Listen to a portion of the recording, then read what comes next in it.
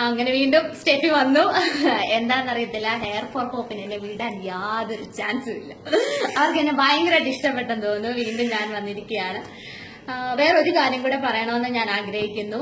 എന്താണ്, ക്യാൻസർ എന്ന് പറയുന്ന ഇറ്റ്സ് എ ഫെയ്ത്ത് എന്നാണ് എല്ലാവരും വിചാരിക്കുന്നത്. പ്രത്യേകിച്ച് ഞാൻ കേരളത്തിലാണ്, ഇപ്പൊ ദുബായിലാണ്. പക്ഷെ ഞാൻ കേരളത്തിലെ ഒരു കുട്ടിയാണ്, തനി നാട്ടിൻപുറത്തുകാരിയാണ്.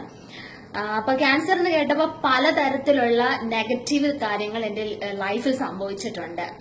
ഈവൻ ഫ്രം സൊസൈറ്റി, നെയ്ബേഴ്സ്, അതിപ്പോ ഞാൻ പ്രത്യേകിച്ച് പറയുന്നില്ല.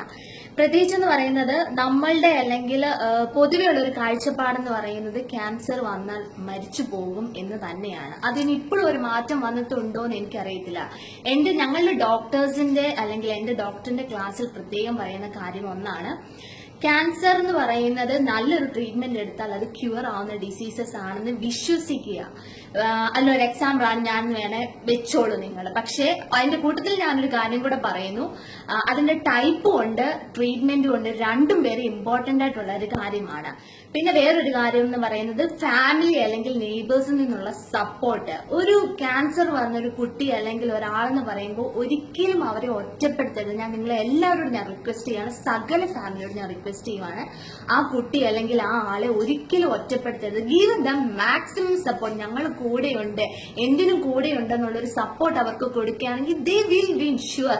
ഒരിക്കലും ഒരു നെഗറ്റീവ്, എന്റെ ലൈഫിൽ ഞാൻ പറഞ്ഞ കാര്യം, എന്റെ ലൈഫിൽ ഞാനത് അനുഭവിച്ചറിഞ്ഞ കാര്യമാണ്. നെഗറ്റീവ് ആയാൽ എന്ത് പറയുന്ന ക്യാൻസർ സെൽ വിൽ അത് നമ്മളെ നശിപ്പിച്ചു കളയും. പക്ഷെ ഒരിക്കലും എനിക്ക് വീണ്ടും ഞാൻ പറയാണ്, പല ഫാമിലീസും ഇത് പുറത്ത് പറയാൻ ആഗ്രഹിക്കുന്നില്ല. അത് മേ ബി പല ഫാമിലി ഇഷ്യൂസ് ഉണ്ടാവുമായിരിക്കും, അല്ലെങ്കിൽ അവരുടെ മോൾക്കല്ലെ മോൻ അല്ലെങ്കിൽ ഇന്ന ആൾക്കൊരു ക്യാൻസർ എന്ന് പറയുന്ന അവർക്കൊരു സ്റ്റേറ്റസ് പ്രോബ്ലം ആയിരിക്കും, എന്തേലും ആയിക്കോട്ടെ, വാട്ട് എവർ ഇറ്റ് ഈസ്.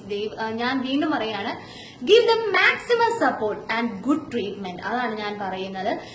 അത് ബന്ധുക്കളിൽ നിന്നോ നാട്ടുകാരിൽ നിന്നോ ഫ്രണ്ട്സിൽ നിന്നോ ആരും ഒരു പോസിറ്റീവ് വേർഡ് മതി അവരെ ഒന്ന് ഹാപ്പി ആക്കാൻ. എന്ന് പറഞ്ഞാൽ അവരെ പുറത്തു കൊണ്ടുപോകണം. ട്രീറ്റ്മെന്റിന്റെ സമയത്ത് ഞാൻ ഇന്നലെ പറഞ്ഞ പോലെ മാക്സിമം നമ്മൾ കെയർ ചെയ്യേണ്ട കാര്യങ്ങളൊക്കെ കെയർ ചെയ്യണം. പക്ഷെ അവരെ ഞങ്ങൾ കൂടെ ഉണ്ടെന്നുള്ള ഒരു ഒറ്റ വാക്ക് മതി അവരെ ക്യാൻസറിൽ നിന്ന് മോചിപ്പിക്കാൻ വേണ്ടി. ഇതാണ് ഞാൻ നിങ്ങളോട് ഇപ്പൊ ഷെയർ ചെയ്യാൻ വേണ്ടി ആഗ്രഹിക്കുന്നത്. നമുക്ക് 23 വയസ്സിലെ ക്യാൻസർ വന്നു. അതെ, എനിക്ക് പഠിച്ചുകൊണ്ടിരുന്ന പ്രായത്തിൽ, ഈ പ്രായത്തിൽ തന്നെ വന്നത്. സത്യം പറഞ്ഞാൽ സയൻസ് ഫീൽഡിൽ അല്ലാത്തതുകൊണ്ട് ഈ ഓങ്കോളജി ക്യാൻസർ എന്താന്ന് പറയാൻ എനിക്ക് അറിയില്ലായിരുന്നു. ഓക്കെ, നേരത്തെ കണ്ടുപിടിച്ചു അല്ലെ? നേരത്തെ കണ്ടുപിടിച്ചു എന്ന് പറയാം, കൂടുതലായിട്ട് ഡീറ്റെയിൽസ് എനിക്ക് അറിയില്ല. പക്ഷെ നേരത്തെ കണ്ടുപിടിച്ചില്ലായിരുന്നെങ്കിൽ you would have been dead now. Sure. അതാണ് ക്യാൻസറിന്റെ ഏറ്റവും മെയിൻ ആയിട്ടുള്ള കാര്യം എന്ന് പറയുന്നത്. നമ്മൾ ചെറിയൊരു പനി വന്നാൽ പോലും അവോയ്ഡ് ചെയ്യുന്നവരാണ് പലരും. ഒരു ചുമയല്ലേ പനി വന്നാൽ അവോയ്ഡ്, ദൈവത്തെ ഓർത്ത് ഈ ഒരു സിറ്റുവേഷനിൽ, കാരണം ഇപ്പൊ നാട്ടിൽ ഇതൊരു പനി പോലെ പടർന്നു പിടിച്ചിരിക്കുകയാണ്. അപ്പോൾ ഒരു ചെറിയൊരു അസുഖം വന്നാൽ പോലും